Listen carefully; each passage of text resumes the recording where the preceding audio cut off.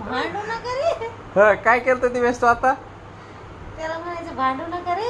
ते बघ आता हा काय दिवेश? हा म्हणून दाखव ये भांडू नका रे.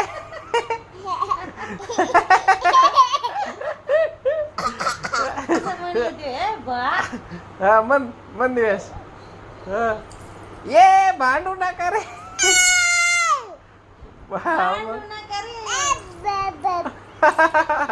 लय म्हणलं ते, हा. म्हणे, भांडू नका रे. हा मन दिवेश भांडू नका रे.